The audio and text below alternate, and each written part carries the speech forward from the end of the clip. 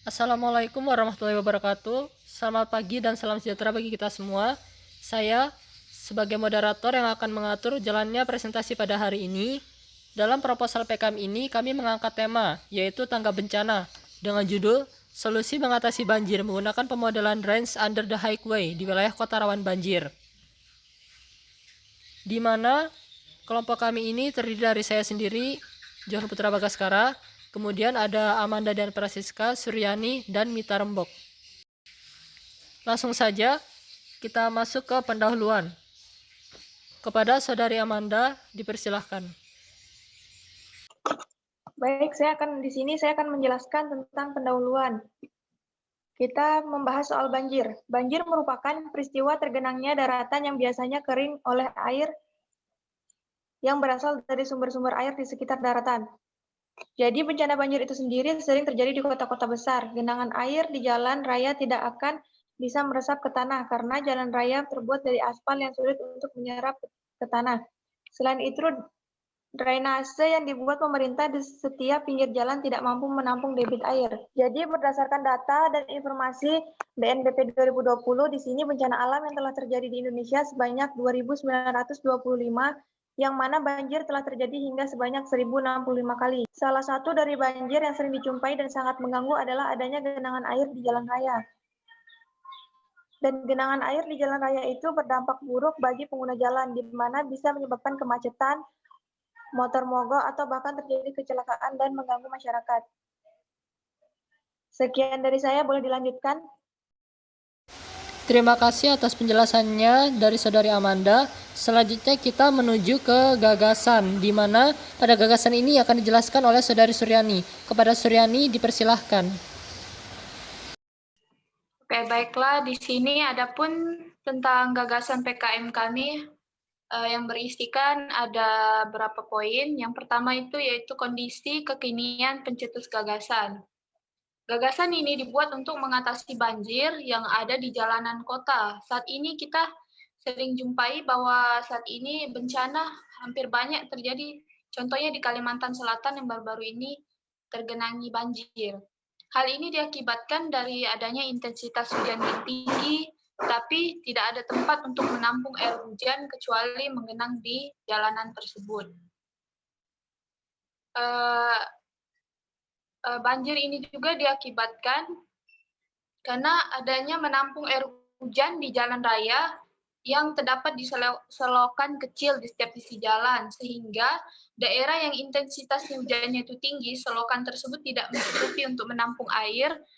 Dan sekarang ini di setiap tepi jalan kota juga sedikit terdapat pohon-pohon yang fungsinya itu untuk menyerap air dan menghilangkan polusi. Dan beberapa juga anak kami dalam PKM kami itu menyimpulkan beberapa data banjir yang di beberapa wilayah Indonesia pada tahun 2021. Selanjutnya juga ada juga beberapa data yang terkena dampak dari banjir menurut Badan Nasional Penanggulangan Bencana BNPB pada tahun 2021, beserta kerusakan-kerusakan dan kehilangan jiwa. Poin yang kedua adalah solusi yang pernah ditawarkan atau diterapkan sebelumnya untuk memperbaiki keadaan pencetus gagasan. Solusi yang pernah dilakukan sebelumnya untuk mencegah banjir adalah pembuatan drainase dan penyuluhan kepada masyarakat agar tidak membuang sampah sembarangan yang pada akhirnya itu menyumbat saluran air. Sedangkan contoh lain sepertinya di ibu kota Jakarta, upaya untuk mencegah banjir yaitu membuat lubang biopori dan sumur serapan, membiasakan masyarakat hidup tertib dan disiplin, dan menegaskan kembali buang sampah pada tempatnya. Beberapa contoh juga penanggulangan yang kita berhasil untuk mengatasi banjir di jalan raya ini, bahkan sampai saat ini banjir juga masih terjadi. Walaupun beberapa banyak penanggulangannya, tetap saja masih adanya banjir. Karena penyebab ketidakberhasilan solusi yang diberikan pemerintah, pembuatan drainase yang telah dibuat tidak mampu untuk menampung banjir. Penyuluhan yang dilakukan oleh pemerintah kepada masyarakat hanya masyarakat tertentu saja yang melaksanakan atau sebagian masyarakat yang melaksanakan seperti yang dijabarkan dalam penyuluhan. Nah, sedangkan poin yang ketiga yaitu seberapa jauh kondisi kekinian pencetus gagasan dapat diperbaiki melalui gagasan dan prediksi hasil jika gagasan itu diimplementasikan. Dikarenakan saat ini sering terjadi banjir, dan banjir tersebut mengganggu pengguna jalan, maka solusi yang kami berikan untuk daerah intensitas, hujannya itu cukup tinggi, dan jalan rayanya itu sering kebanjiran adalah dengan membuat pemodelan drains under the highway, di mana di bawah jalan raya ini terdapat kanal. Itu adalah salah satu solusi yang diprediksi bahwa hasilnya itu akan diimplementasikan. Di mana di bawah jalan raya ini terdapat kanal, sungai dibuat di bawah tanah sepanjang dan selebar jalan raya yang sering banjir, sehingga jalan rayanya tetap sejajar dengan tanah pada umumnya. Pemodelan ini juga telah diterapkan di negara Jepang, dan ini sangat efektif untuk mencegah banjir. Solusi ini bukan tanpa alasan, sebab selama ini terjadi banjir karena tidak ada wadah untuk menampung air hujan yang debit airnya itu banyak. Ya, seperti itu tentang yang kondisi kekinian pencetus gagasan. Sedangkan poin yang keempat yaitu pihak-pihak yang dipertimbangkan dapat membantu mengimplementasikan gagasan dan uraian kontribusi masing-masing pihak.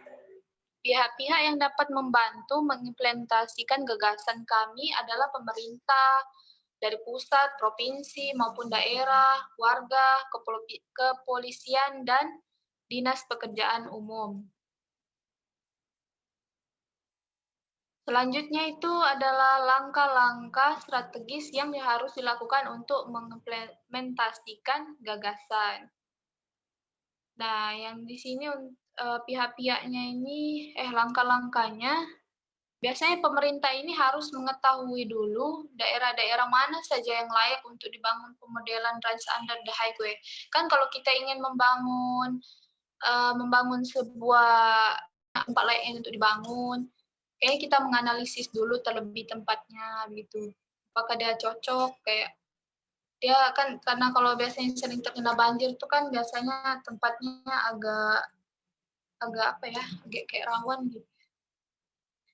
Yang kedua itu pemerintah harus bisa menebak apa dampak dari pembangunan dan juga harus efisien sehingga tujuan yang ingin kita capai itu terwujud.